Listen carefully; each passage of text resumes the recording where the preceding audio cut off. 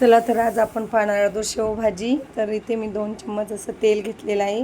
त्यामध्ये जिरी मोहरी आपला खडा मसाला घातलेला आहे आणि आलं लसूणची पेस्ट टाकायची आहे।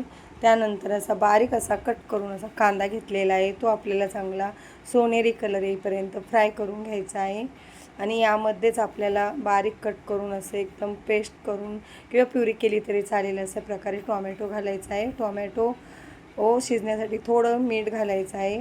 त्यामध्येच मी लाल मिरची पावडर, घरचा गरम मसाला आणि धने जिरे पावडर घातलेली आहे। छान असा आपल्याला तरी सुटेपर्यंत हा परतून घ्यायचा आहे आणि थोडं 2 ग्लास असं गरम पाणी करून याच्यामध्ये घालायचं आहे। छान अशी उकळी आली की अशा प्रकारे शेव आपल्याला घ्यायची आहे। शेवभाजीसाठी शेव घालून घ्यायची। अगदी 5 ते 7 मिनिटांमध्ये आपली शेवभाजी तयार झालेली आहे। चला तर बाय बाय।